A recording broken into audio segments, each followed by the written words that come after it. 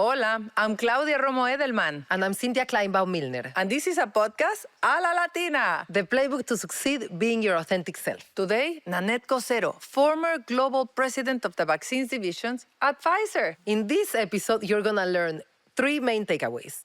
Number 1, why being a Latina gave her the upper edge in leading the development of the COVID-19 vaccine in record time. Number 2, the importance of speaking up to be noticed. But make sure that you're well prepared, that you have the facts, and that you anticipate the questions that will be asked. And number 3, how being her unapologetic self became her superpower and gave her an edge.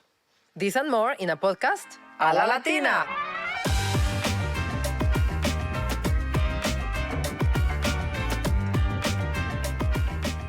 Hola, welcome to the podcast A la Latina. The playbook to succeed being your authentic self. Today, an incredible leader, trailblazer, incredible pathbreaker, Nanette Cosero. Nanette spent 21 years at Pfizer. Her last role was global president of the vaccines division. She led the development and launch of the COVID vaccine. She's a board director at PharmaJet, a company that focuses on needle-free injection solutions, which my kids are going to love. She's also on the board of Hilevax, a publicly traded biopharmaceutical company focused on the development and commercialization of novel vaccines. And finally, she's a board director for IDEA Public Schools, one of the fastest growing network of tuition-free K-12 public charter schools. Nanette, what a pleasure having you here today. I'm very excited to be here with both of you. And again, with our objective of sharing our experiences that will help our younger women, Latinas, to continue growing and grow even faster in their careers. I mean, you're a true trailblazer. You have made history, and you have saved so many millions of lives. I would like to start with our favorite subject of the day, you. What made you be who you are and what you do today? Tell us about your background. I have lived in several countries. I have lived in Puerto Rico, which is where my mother is from. I have lived in Spain, which is where my father is from. I have lived in the United States, which is where I did my education. And again, growing in an immigrant family, my parents were always encouraging my siblings and myself to aim high at all times. Also, as immigrants, my parents raised us with the responsibility to have a positive impact, to contribute to the community that we lived in and to the world around us. And also, having lived in different countries, that taught me to be sensitive about the different cultures. And it also taught me to be respectful of different ideas. These became important success factors for me as my career grew at Pfizer, especially when I was getting the opportunities to have global roles. So my heritage definitely played an important role in who I am, but also in how I grew professionally. Can you talk to us about your education? Why did you decide to study in the US? I also know that you have a PhD, you have an MBA, you've gone to school more than most people. Why did you make those decisions? Well, the PhD goes along the lines of aiming high. Right? So I started with a PhD in pharmacology. And then as I was doing my PhD in pharmacology, I grew an interest in business. And I was curious to know what kind of positive impact I could have beyond the laboratory research walls. Because most people that do a PhD in pharmacology you stay work in the lab. Yeah. Yes, you stay in academia. Mm-hmm. Yes. So then I went ahead and combined my PhD in pharmacology with an MBA. Mm-hmm. And I was fortunate that I could get both at Wharton Business School. I could get both at the University of Pennsylvania. Of course, the business school is the Wharton Business School. And this combination then allowed me to grow my career in the healthcare industry. And then this combination also allow me to have positions like new product planning, positions in marketing, general management, and then the ultimate role that I had at Pfizer, which was being the global president for the vaccine portfolio at Pfizer. I feel like you just like jumped ahead. I'm gonna take you back. Okay. Why did you study pharmacology? We know, like, Claudia has the stats, but like, it's not a career that Latinas would normally pursue. I don't know the numbers. You know the numbers. So just to put that into perspective, it's so important for our audience to hear that Aim High is an encouragement to get you further, particularly in STEM. We have been making waves. We are 19% of the population, and we used to be 1% in STEM. Now that percentage is really growing, and we're getting to 3 to 5% in STEM. But in PhDs, we're only 1% of our population that manages that. It seems to be like a daunting or very expensive choice to make. But particularly in natural life sciences, it's an area where we still have to push for more and more Latino insertion. And it seems to me one of the reasons why we're not there is because we don't have the encouragement. No one told us. We don't have the role models. If you can't see it, you can't be it. Yeah, no, absolutely.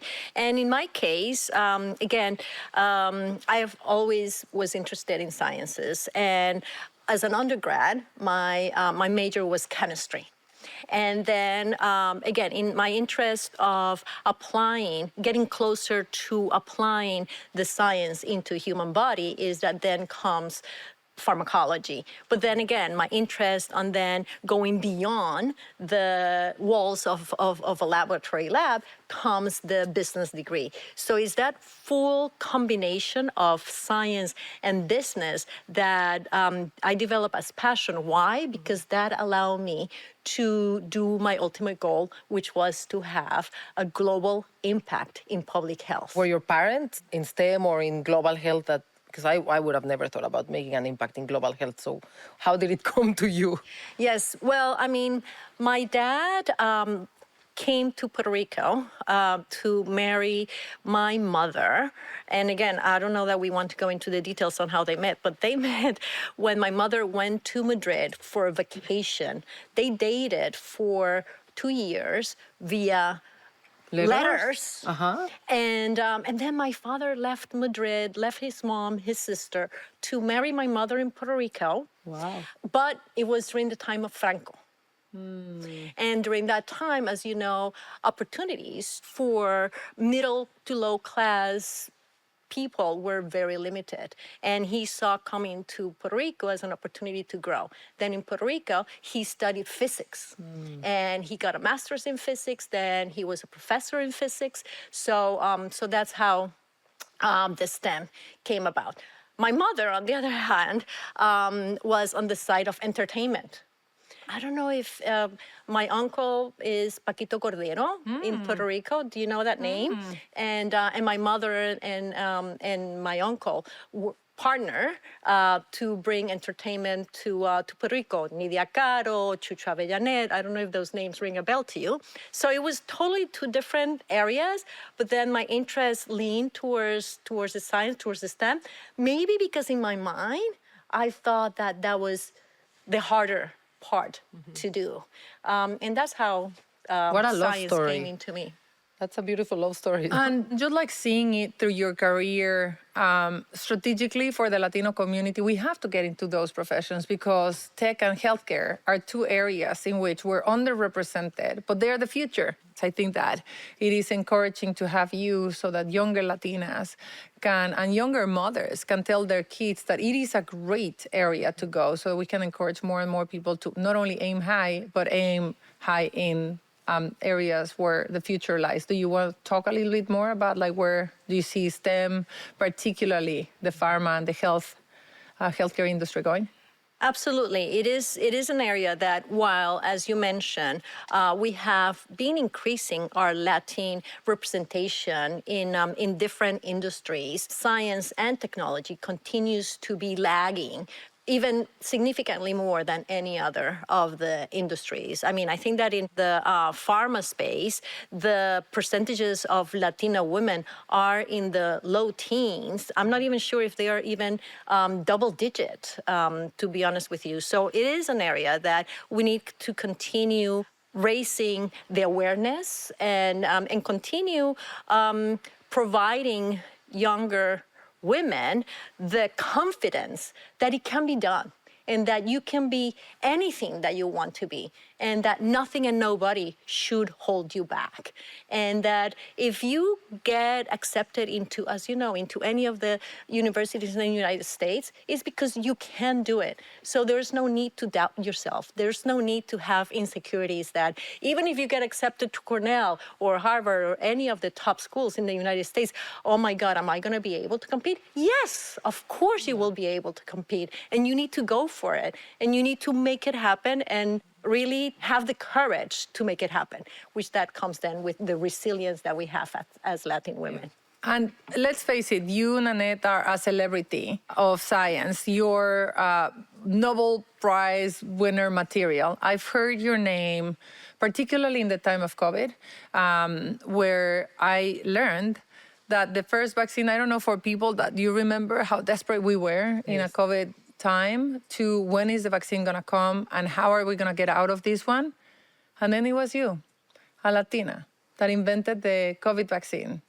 And I cannot tell you how proud I am of you, of having a Latina, having done that, and how much I wish my mother would have gotten COVID after, so that I would have allowed, her to enjoy the benefit of your incredible work, so that she could have gotten the vaccine before passing.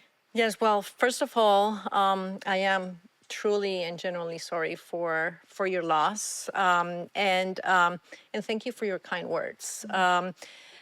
Of course, it was not me. It was a team that involved a combination of Pfizer scientists and BioNTech scientists and people in the regulatory space, people in the manufacturing space, people in the medical space, and people in the commercial space. So bringing all those best brains together and to collaborate very efficiently and effectively was one of the key success factors in the development of this vaccine in record times, right? Like people say, well, how could you develop a vaccine in 9 months when usually it takes years? The answer is that collaboration played a very important role, but also we took many steps that traditionally we will do them sequentially. We did them in parallel. Got it. So let's talk a little bit more about that story, because I think it's like, I want to almost like close my eyes and feel your stress and feel like what were the decisions you had to make. And more importantly, what do you think is the superpower that you have that made you successful in that role? Because yes, there were a lot of people and it wasn't only your success, but you kind of coordinated, right? And get everybody to work towards the same goal. So what's your superpower? Well, in terms of superpower, I have to say that leadership is one of the areas that I take immense pride. While we were developing the vaccine, at the beginning, of course, we didn't know if we're going to be able to find a solution. Mm-hmm. However, we felt privileged. We felt privileged having given the opportunity to look for that solution, to find a vaccine that will end with, as we all know, a devastating pandemic. And all this was achieved because the people that were involved were totally committed and inspired by that opportunity. We thought that if not us, then who?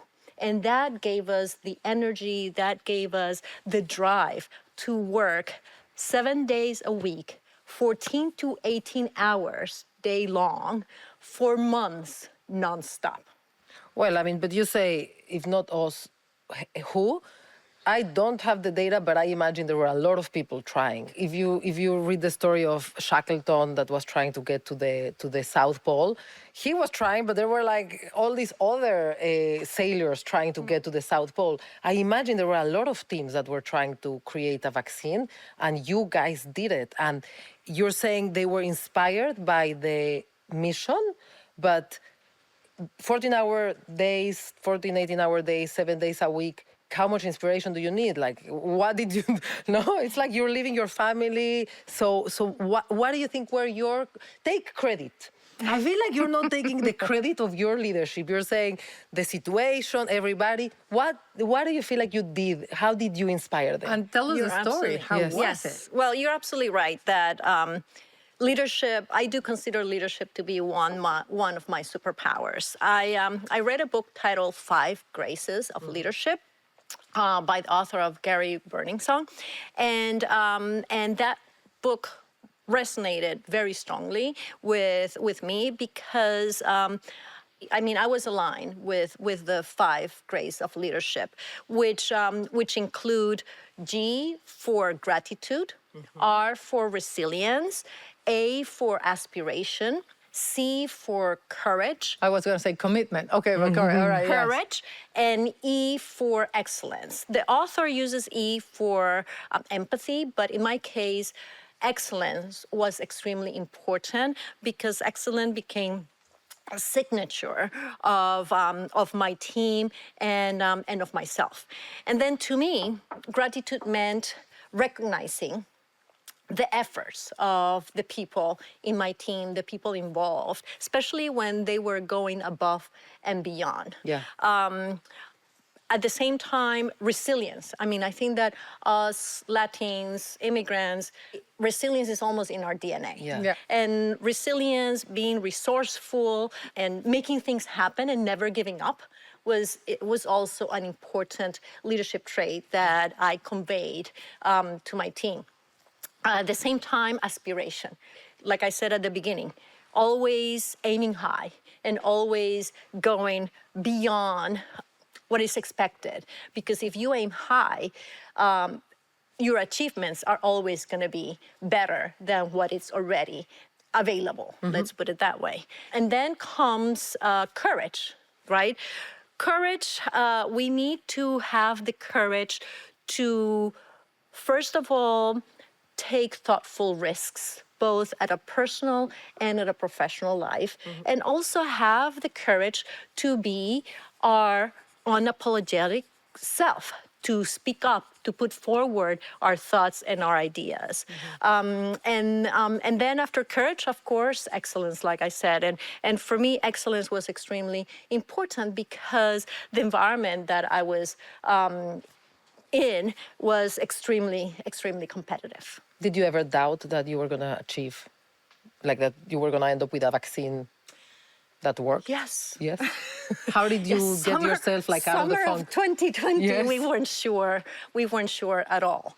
And it was not until the fall of 2020 that we got the results of the clinical trials that told us, yes, we have a vaccine that is effective. Yes, we have a vaccine that is safe. And yes, we have figured out how to manufacture a vaccine in a platform that has not been manufactured ever before, which was the messenger RNA. And of course, with characteristics that we needed to figure out, like a temperature of -70, we needed to figure out how are we going to get those vaccines to the hands of as many people as possible around the world with a temperature that needed to be -70 degrees, such that the vaccine remains stable.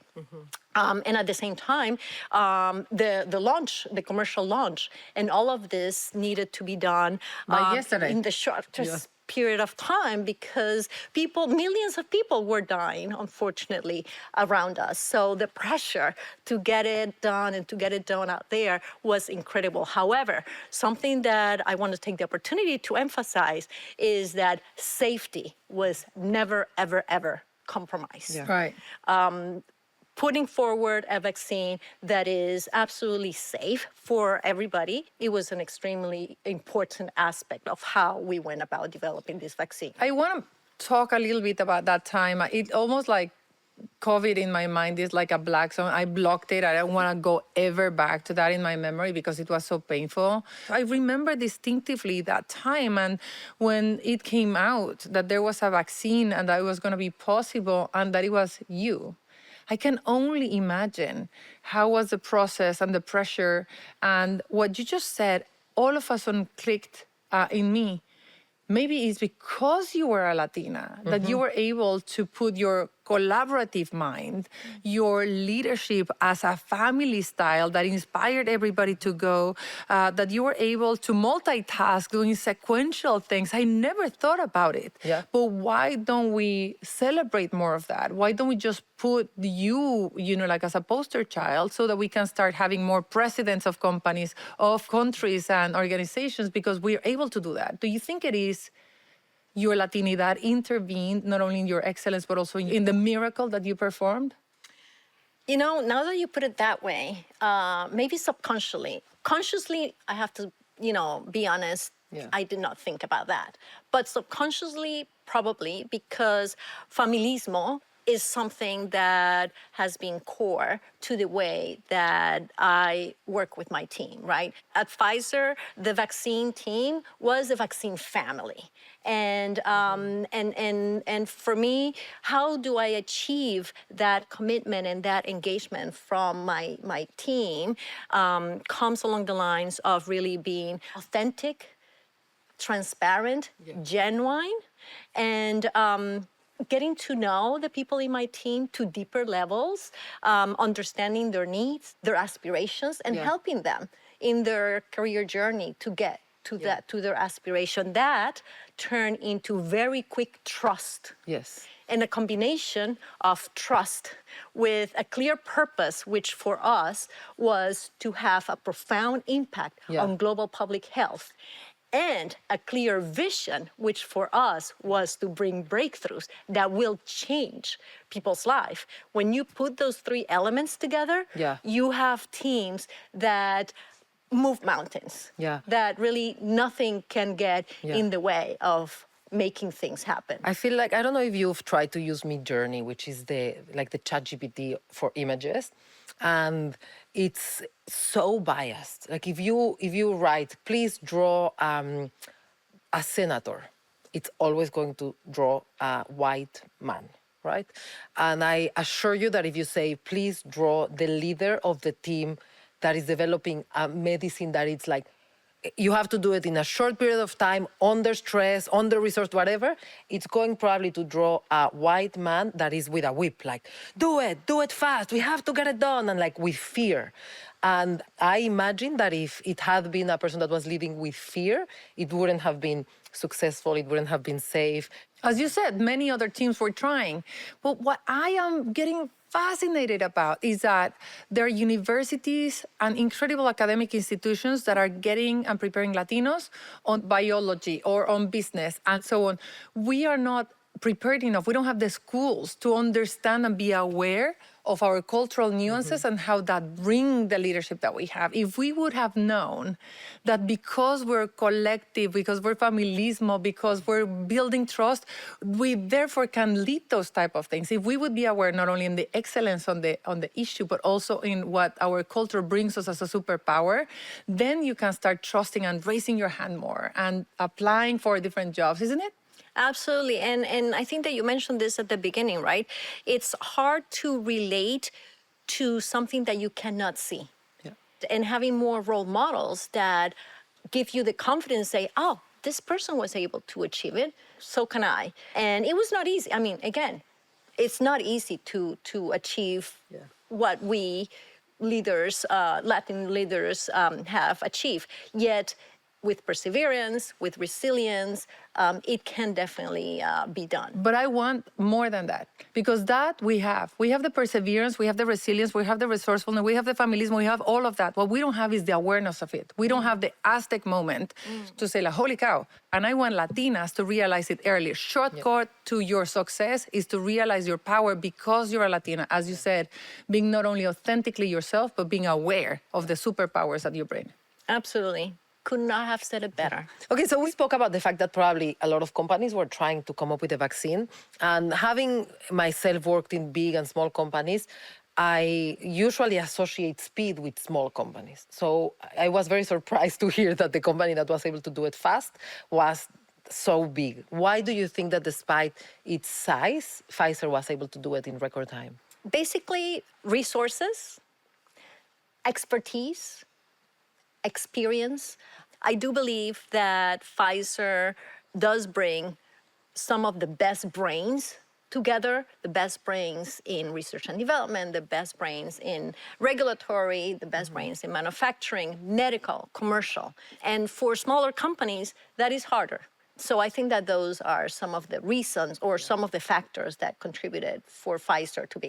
But resources is a huge one. And they must have been willing to break their own rules for how, just like you said, instead of doing like one step after the other, doing things in parallel. Absolutely. When COVID happened, I remember I started looking at how my foundation can react. And we were about to launch our brand, Hispanic Star. And we said, like, no launching any brand, like Hispanic Star in action. So we mobilized 20 companies to donate products for the Latino community. We established emergency relief groups all across the country. And because I was doing all that donation and mobilization of emergency giving to the Latino community, because you need to know, we're not prepared as a country to address Latinos. The warehouses of the traditional givers are in New Orleans or in Alabama, and it's not where we are. We're in Chicago, in Miami, in Texas, and we just had to build our last mile ourselves.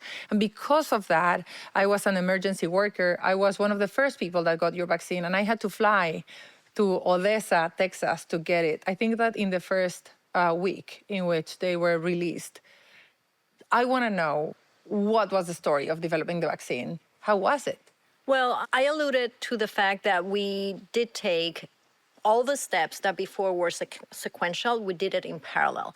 But there are many steps that needed to take place, from the discovery to the commercialization. For example, the big steps that I mentioned before, that goes along the lines of designing a clinical trial, identifying the sites where the trials are going to be done, all this in parallel, investing at risk on raw material for the manufacturing, on the different manufacturing pieces that we were designing, thinking that that's what's going to be needed to manufacture this vaccine. Again, we have not manufactured any vaccine on the messenger RNA platform, so that was completely new to because us. The virus was acting very differently and attacking in a very aggressive way, and it was developing mutations, correct? Yes, but it was a different, messenger RNA is a completely different platform than any other platform that has been used with any other vaccine before. So nobody in the world had ever manufactured a messenger RNA vaccine. So we were starting from zero with a blank sheet of paper. But that's in the manufacturing side. Then comes the distribution, to your point. How are we going to get millions and millions of doses all over the world equitably? And that became a huge challenge, right? Every country wanted to have the vaccine first. And how do you manage that? We were extremely excited that by November of 2020, we had an efficacious and safe vaccine. But then comes the question of how many doses and where do they go? And we only had 20 million doses. Mm-hmm. How do we distribute those 20 million And who doses? decides who are worth? I remember that the debate, I was in the middle of it. Very, very, very difficult. Because, of course, you want everybody to have the same opportunity, but not everybody was able to have the same opportunity. And as time went by, I'm sure that you've already seen that, unfortunately, developing countries were the ones that were not able to receive the vaccine as fast as the developed countries.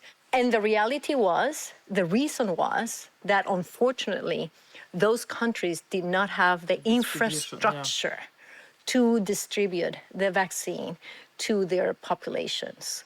And what did we do? Well, then we partner with those governments to help them develop the infrastructure to teach them how to do mass vaccination that in the United States was done very well, but in many other countries that was not the case. Yeah, incredible, Yeah. gigantic, Hercules, Yes. Herculean job or whatever you call it. It's incredible. Let's talk about you and the identity. How your Latinidad throughout your incredible career has helped or being an obstacle. Did you have to dial down, or where was a superpower? Yes, well, I have to say that, of course, at the beginning of my career, I felt pressured to conform to a corporate mold. And I found myself downplaying important parts of myself. Fortunately, I got rid of my insecurities, matured, and grew personally and professionally, which then allowed me to learn that being my authentic self really gave me an edge, because nobody else could come to the table with my knowledge, with my diversity. And again, nobody else could come to the table with my experiences. Basically, nobody else could be me. So you said, fortunately, you grew out of it. Does it mean it was like years? Like it was just you were a more mature person, or did anything happen that, because in my case, I feel like it's just being older that I feel more secure in myself. Is that what happened? Well, you see, Cynthia, what happens is that 20 years ago, we did not have this type of podcasts. We did not have this type of opportunities that that raise awareness, that gives the reassurance to younger women in corporate America to believe that they can be anything that they want and they can go as far as they want. With time, we have been able to do more of that. Nevertheless, there's still a big space to be filled with more of these opportunities to your point, to raise awareness on the STEM area, to raise awareness on, for each and every one of us Latina women, to be unapologetically ourselves. And my accent is one of the things that I am very proud of. Why? Because it makes me different. It makes me special. It makes me worldly. And again, I do believe that us being self-assured about who we are and what we can achieve really takes us very far. And we just cannot let anything or anybody hold us back. But did you experience any funny reaction, any down looking because of your accent or your background? Was there any time in which you felt stereotyped? Well, yes. We all receive feedback. And I think that a feedback that Latin women receive a lot is communication skills or presence. What is that feedback of, like, you need to have more corporate presence? Yeah, to be more polished, no? More like...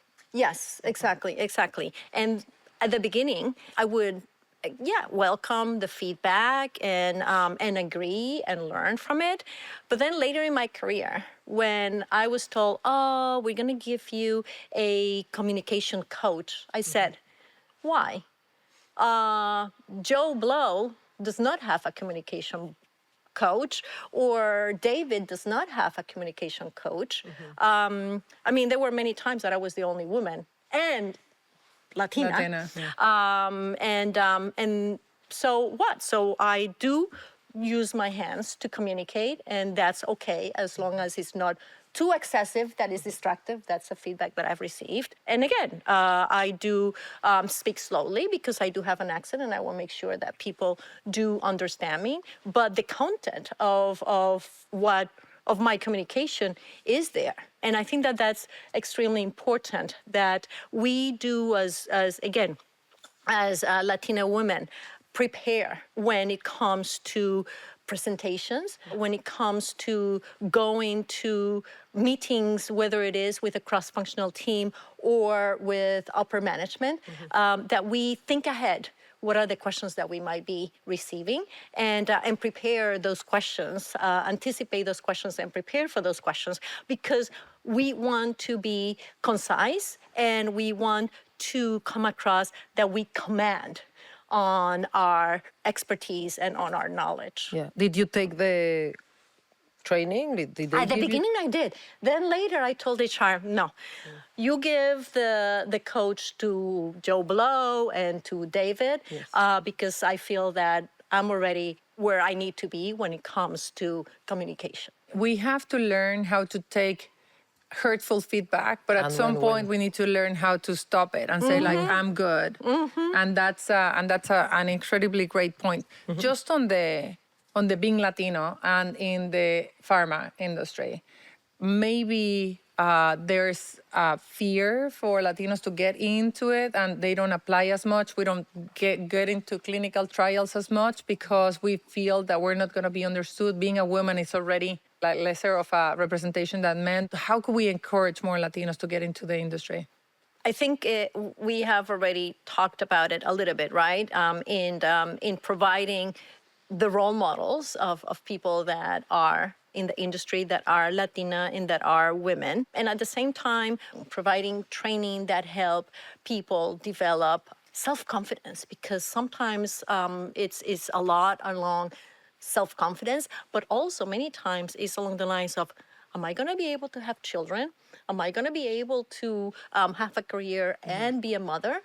As you know, for Latinas, it is important for us, for many of us, to have family. And I've talked to young women asking me that question. Well, my mother tells me that if I take this high intense job in science, or even in Wall Street, another area that is pretty intense, how am I going to be able to cook for my family? Or how am I going to be able to take care of my husband? Well, you find time to do both.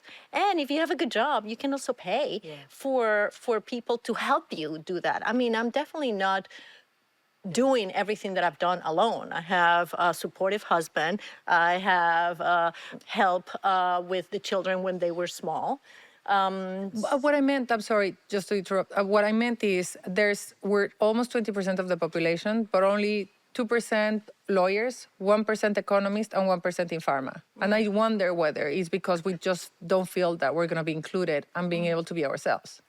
Maybe it is a combination of that, but I think it's also what I hear a lot when I talk to people that I'm trying to encourage to come in STEM is that fear if they're going to be able to be successful in that space.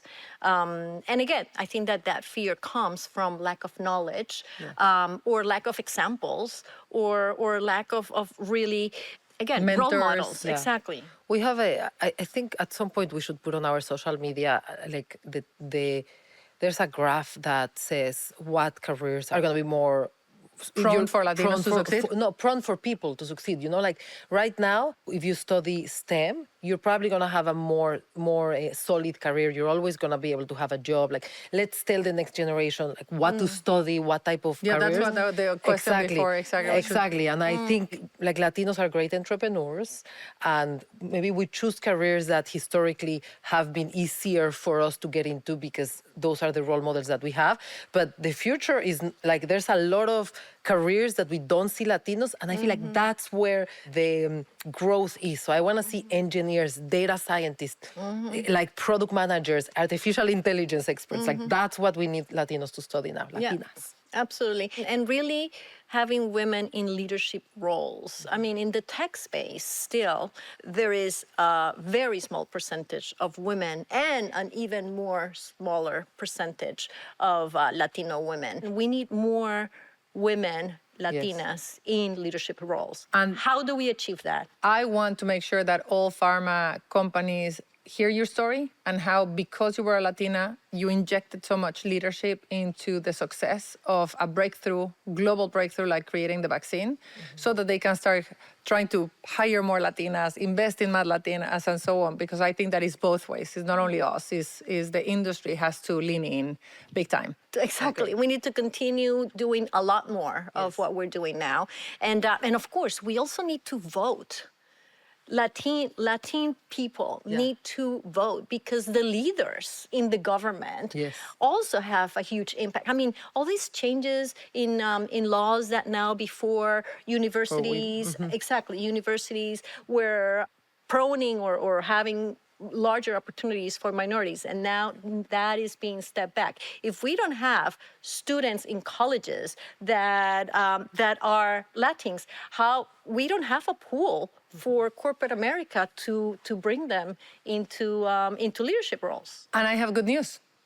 According to the Hispanic Sentiment Study, and this is the first time I share this, that we received yesterday, the unity of the Latino community has increased from 15% that felt united in 2018 to 50% by 2023. So we're acting more as a bloc, where Mexicans, Colombians, Venezuelans, we're opening the door for each other, we're supporting each other. So our vote, when you feel that you're with a bigger group, that you're more united, that you want to be, like the likelihood is we're gonna start raising our hand more, we're gonna start like pushing each other more. So the great news is that not only we're a superpower economically, but together we're getting stronger together. So more unity and more pride means more votes, more pushing each other. So less elbowing each other and more supporting each other, which is fascinating.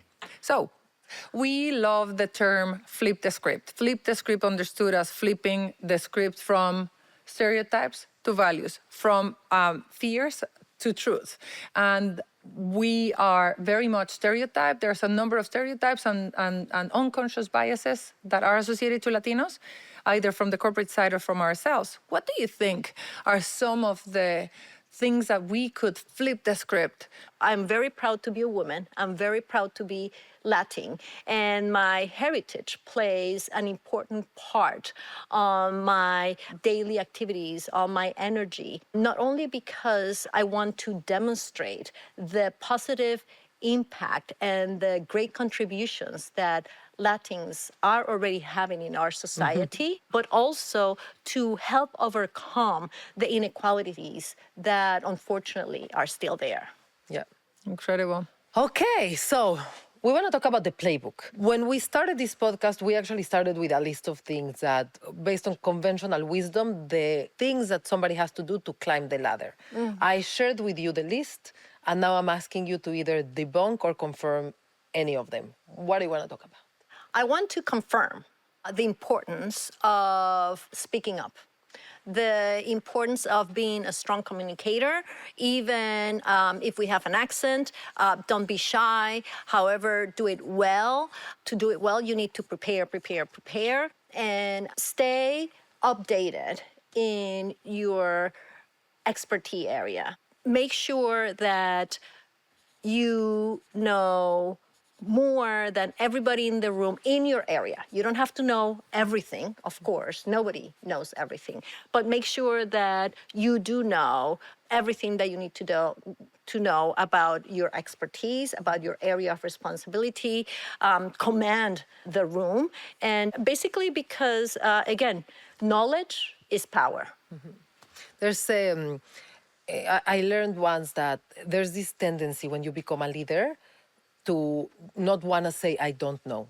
So some people just get to a leadership position and think that they have to answer with authority. Doesn't matter if, like, it's like you're asking me how to raise children, but I'm actually, like, your boss. Like, I shouldn't be commenting on that. And people talk about how much trust you lose and how much credibility you lose as a leader when you try to answer on areas that you don't know. So I love that you're saying speak up, but also know what you don't know. I feel comfortable saying, you know what, I'm going to let the experts talk about this. Absolutely. And again, you don't need to know the answers to everything when you are, in a presentation or in a meeting, whether it is with upper management or whether it is in a cross-functional team. It's okay to say, I don't have the details to that question right now, but I'm going to get them back to you before the end of today. And do get back to that response before the end of the day, because then that reflects that you are in command with your knowledge, but also trust and confidence. It helps you create trust and confidence on yourself. Yeah, great. Love it. So now we would love for you to go back in memory lane and talk to your 30-year-old self and give her a piece of advice that you wish somebody had given you. To be unapologetically yourself, to not be afraid to speak up, aim high, and fix whatever you can fix. Yet, there are going to be things that are beyond your control and that you cannot fix. Don't let those pull you down. And last but definitely not least, don't let anything or anybody hold you back. I love that. You know, this podcast was going to be called A La Latina, the playbook to be your unapologetic self, but it's a little bit hard to pronounce, so we changed it to your authentic self, but we really mean unapologetic. So those 4 points are the Nanette playbook, isn't it? Absolutely. Especially, again, even though it's hard to pronounce, I like to say it many, many times because it's so true. Unapologetic.